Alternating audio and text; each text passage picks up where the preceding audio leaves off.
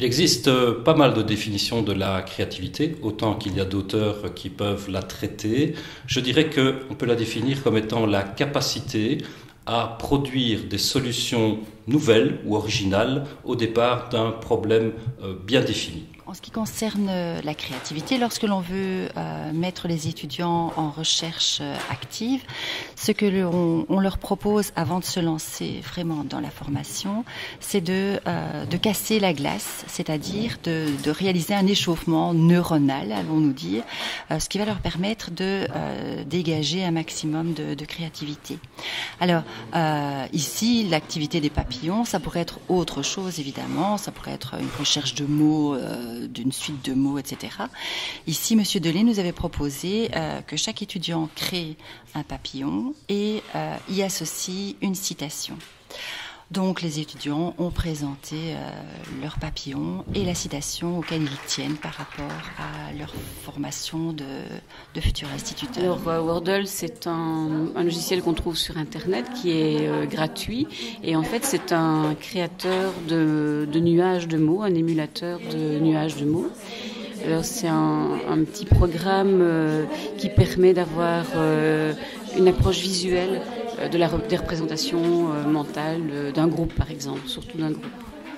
Je suis de ceux qui pensent que les techniques de l'information et de la communication, on utilise chez nous des tableaux interactifs, des tablettes par exemple, des ordinateurs bien sûr, peuvent permettre d'obtenir un plus au niveau pédagogique. Mais ce n'est pas un plus à chercher systématiquement. Je crois que dans certains cas, on peut obtenir de beaux résultats et peut-être de meilleurs résultats grâce à l'utilisation de l'outil informatique, mais ça n'est pas une règle de base. Je crois qu'on doit chercher à être créatif, développer de nouveaux outils et bien entendu essayer de voir quelles sont les plus-values associées à l'utilisation des techniques de l'information et de la communication.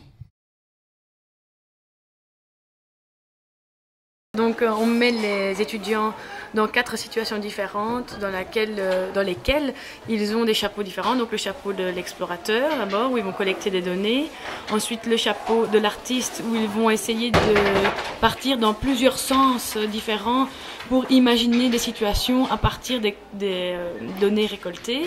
Ensuite, ils doivent prendre le chapeau du juge et là, c'est vraiment essayer de se dire, tiens, les idées que j'ai eues en tant qu'artiste, est-ce qu'elles sont réalisables, est-ce qu'elles sont efficaces, et en choisir une qu'ils vont développer. Et le dernier chapeau, c'est le chapeau du conquérant, et donc là, c'est le moment où ils vont pouvoir présenter leur activité, celle qu'ils ont choisie, qui est la plus efficace, qui est la plus pertinente.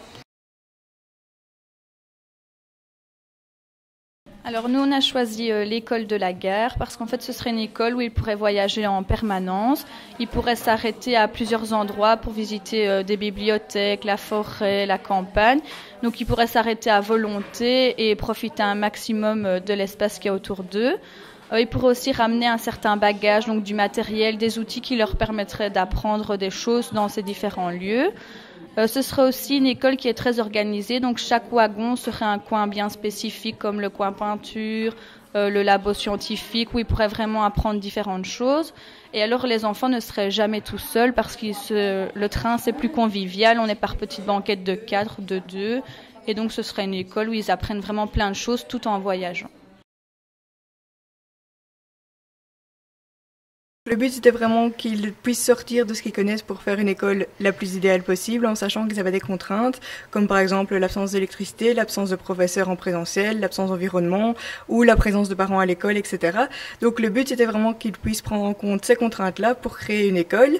Donc au départ, on les a laissés se débrouiller un petit peu, puis on a amené des techniques comme le brainstorming, et là, ils ont pu amener d'autres idées. Et finalement, hier, construire une présentation où ils n'avaient que 15 mots et tout le reste à partir d'images que soit ils avaient photographiées eux-mêmes, soit qu'ils avaient été chercher sur Internet. Et le but était vraiment de faire une présentation autrement, en prenant le point de vue d'un acteur de l'école et d'être le plus créatif possible. Et donc certains s'en sont vraiment très très bien sortis, d'autres sont quand même sortis de leur coquille assez bien, donc il y a quand même une progression au niveau de leur attitude créative en tout cas. Le brainstorming, hein, donc c'est vraiment ce qui a été au centre de la formation. Personnellement, je disais jamais ce système. En fait, je faisais tout de mémoire. Hein, donc, quand j'ai une idée de leçon, ça vient tout seul. Je ne me force pas pour les idées de leçon. Et justement, cette formation m'a aidé justement à comprendre qu'en faisant un brainstorming, on peut arriver justement à faire des leçons qui sont beaucoup plus créatives et aller peut-être plus dans l'excentrique, le farfelu, comme Madame Joquin le dit, d'une préparation de leçon.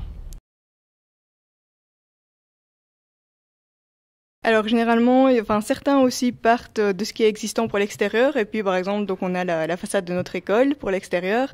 Et à l'intérieur, ils ont un espace totalement ouvert avec piscine, avec des plantes, avec des potagers, etc. Donc ils ont tous à peu près mis l'accent sur les énergies renouvelables et l'autonomie énergétique, ou que les élèves soient autosuffisants au niveau de l'alimentation, etc.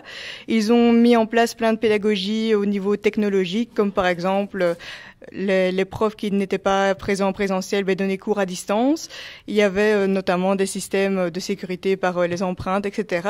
Mais surtout, il y avait la possibilité de se déplacer dans les différents milieux pour vraiment enseigner en lien direct avec le milieu, donc que tous les milieux soient disponibles à l'école. Et ça, c'était possible par le biais vraiment de la créativité. Maintenant, c'est clair que pratiquement, il y a encore un pas pour pouvoir y arriver.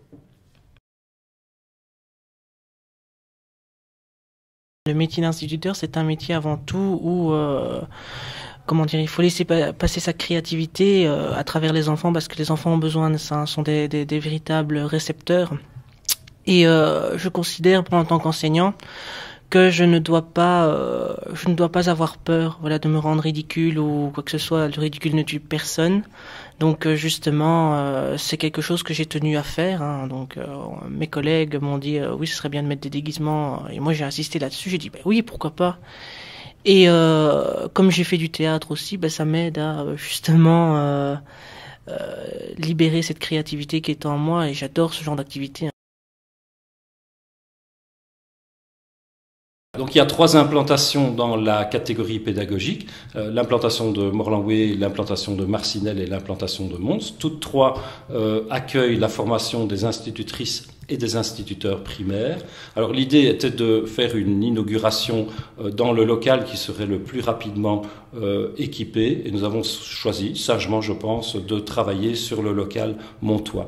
Il est un fait certain que Morlanlouet et Marcinelle sont en bonne voie dans ce cadre-là.